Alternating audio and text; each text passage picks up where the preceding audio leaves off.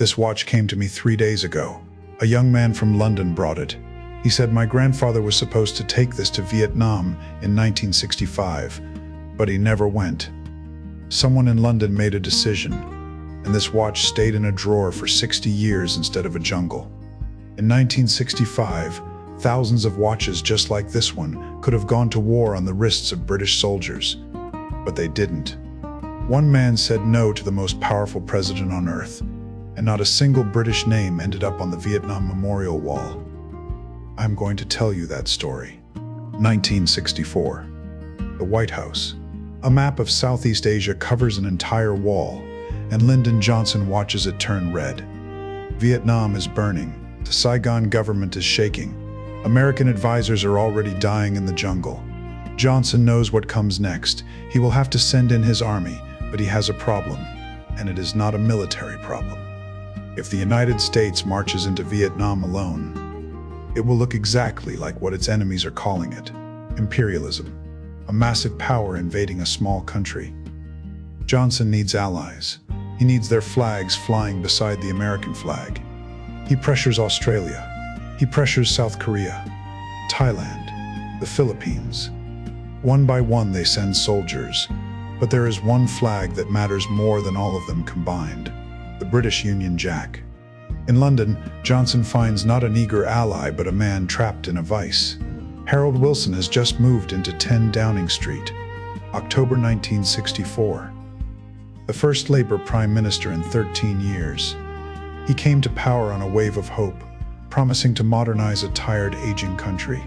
And within his first weeks in office, he discovers there is no good way out of what is coming. On one side, his own party, Labour, the unions, the intellectuals, the students, believe the Vietnam War is not a mistake. It is a crime. If Wilson sends British soldiers into that jungle, his own people will tear his government apart. His parliamentary majority, 4 seats, 4, one of the most fragile holds on power in British history. On the other side, Washington. And with Washington, the life of the British economy. Britain in the 1960s is not a sleeping superpower. It is an empire on life support. Second World War debts still strangle the treasury. Industry is outdated. Productivity is falling. The miners strike, the dock workers strike. Economists behind closed doors call Britain the sick man of Europe. And this is not a metaphor. It is a diagnosis. But the true Achilles heel is the British pound sterling. For decades, the British pound had been pegged to the dollar at $2.80. It was a symbol of stability, of imperial legacy, of national pride. But the markets had long known the truth. The number was fiction. International currency speculators, known then as the Gnomes of Zurich, smelled blood. They were selling sterling in massive quantities, betting that Britain would run out of reserves and be forced to devalue. If the pound collapsed, the cost of imports would skyrocket. Inflation would destroy the savings of the working class. Wilson's government would almost certainly fall. There was only one institution in the world with pockets deep enough to save the pound: the United States Federal Reserve. Wilson found himself in the position of a man standing before his banker with his hand outstretched, while simultaneously preparing to refuse his banker's most important request. The request from Washington was shockingly specific. Johnson did not ask for an armored division. He did not ask for a fleet. He knew the British military was already stretched thin. He asked for something else, something symbolic. An American Undersecretary of State delivered the request to the British ambassador with chilling simplicity. Send the Black Watch. The Black Watch. Not just an infantry regiment. A legend. One of the oldest regiments in the British Army history, reaching back to the early 1700s. Soldiers in tartan kilts, bagpipers, royal standards. The Americans were completely candid. We don't need them to fight. We need them marching through the streets of Saigon. We need the bagpipes heard from a mile away. We need the footage that will circle every television channel in the world and say, this is not an American adventure. This is Western civilization united. Johnson was certain Wilson would agree. How could he refuse? It was such a small request, a symbolic gesture. In return, American financial support, the pound saved, the special relationship intact. But Wilson said nothing. The phone calls from the White House grew more frequent, more insistent, more dangerous. Johnson, a man famous for physically intimidating people, all 2 meters of him leaning over whoever he needed to crush by telephone, could project the same threat. Wilson listened and said nothing. In Washington, the connection between the two issues was made brutally explicit. National Security Advisor McGeorge Bundy drafted memos that directly linked the safety of British sterling to British participation in the war. The logic was cold and transactional. You want American dollars to save your economy? Give us British blood to save American face in Vietnam. It was blackmail, dressed in diplomatic language. But blackmail. Wilson studied the trap and found its weakness. He understood something that Johnson had not fully calculated. The trap snapped shut from both sides. The 1960s global financial system was deeply interconnected. If the pound collapsed, it would not just be a British catastrophe. It would destabilize the entire Bretton Woods system. It would send shockwaves through the American dollar.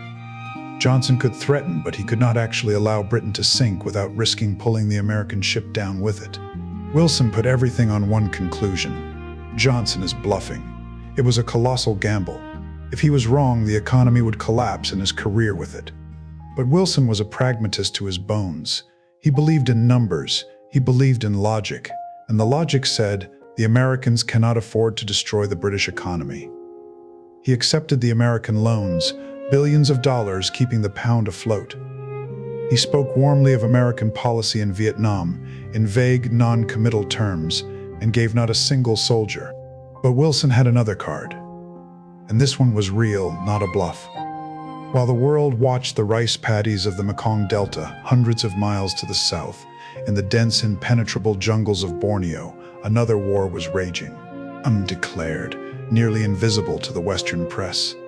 The confrontation. Indonesia's dictator Sukarno, flirting with communism, armed by the Soviets, was determined to crush the newly formed Federation of Malaysia in its cradle. Britain was treaty-bound to defend it.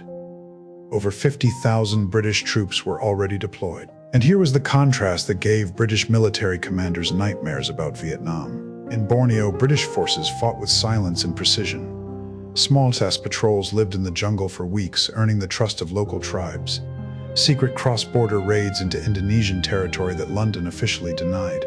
In Vietnam, the Americans were fighting with napalm, carpet bombing, search and destroy operations, body count statistics. When British generals looked at the American strategy, they saw a catastrophe being built in real time. When Johnson demanded the Black Watch again, Wilson spread the map of Borneo across the table. "We are already fighting communism," he said. "Right now. We are holding Indonesia, a nation of 100 million people. If I pull our troops from Borneo to send them to Vietnam, the Indonesian domino falls to the communists. You want us to abandon our post while you guard the front." It was an argument Johnson could not easily dismantle. But Wilson knew he could not hide behind Borneo forever. If Britain would not provide soldiers, it had to provide something. And so a quiet channel opened. While Wilson stood at the dispatch box in Parliament assuring the British people no British troops would set foot in Vietnam, the machinery of the British state was quietly packing its bags for Saigon. Not soldiers, mines. The most visible yet carefully hidden contribution was the British advisory mission, led by Sir Robert Thompson, the man who had defeated the communist insurgency in Malaya. Thompson arrived in Saigon not as a soldier, as a professor at war. He told American generals what they did not want to hear. Firepower is useless if the political structure is rotten. Destroy a village, create 10 new enemies. Win a farmer's trust, win the war. The key to defeating insurgency is not the body count. It is patience, intelligence work, and cutting the guerrillas off from the people who feed them. The Americans listened politely and kept bombing. Then there was Hong Kong. As a British Crown colony, Hong Kong sat on the doorstep of the conflict. Officially, Britain was neutral. Practically, the harbor of Hong Kong became a vital lung for the US Navy. American warships docked for repairs and resupply. Thousands of American GIs flooded the city on rest and recreation. GCHQ listening stations intercepted North Vietnamese communications and fed raw intelligence directly to the NSA. If Wilson had truly wanted to hinder the war effort, he could have closed the port. he never considered it. There were also persistent whispers of something deeper. Reports long denied but never fully silenced, suggesting that individual SAS and Special Forces soldiers appeared in Vietnam under the guise of observers, or were sheep-dipped, temporarily resigned from the British Army to serve as contractors alongside Australian and New Zealand units. Ghosts in the machine, allowing Britain to gain combat experience against Soviet weaponry without ever officially being at war. Wilson had constructed an elaborate fiction: to the world, the wise, abstaining friend; to the White House, the silent partner, providing the software of war, intelligence, training, logistics, while refusing to provide the hardware. Johnson accepted the help, but he despised the deception. He viewed Wilson as a hypocrite, a man happy to take American money and shelter under American power, but too cowardly to share the American burden. The friction was building toward a breaking point. February 1967, London. Wilson sees his moment. Soviet Premier Alexei Kosygin is visiting the city. If Wilson can serve as the bridge between the two superpowers, extract terms from Washington, and carry them to Moscow, he will be the man who ended the most terrible war of the era. The operation was codenamed Sunflower. All week, Wilson shuttled frantically between Downing Street and Claridge's Hotel, where Kosygin was staying. He believed he was on the verge of a breakthrough. He extracted what he believed were clear American terms. If North Vietnam stopped its infiltration, the US would halt the bombing. He presented this to Kosygin. The Soviets seemed genuinely interested.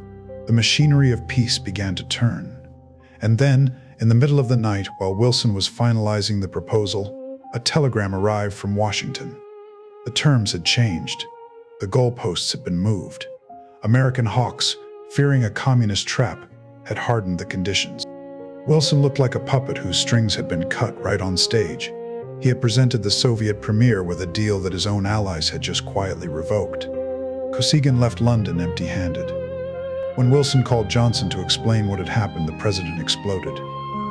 Years of accumulated frustration, resentment, and anger poured out. The message was simple and brutal. If you are not fighting alongside us, you do not get to tell us how to end our war. November 1967. Despite all the American loans, despite all the political humiliations, despite all the years of walking the tightrope, the markets won. The speculators won.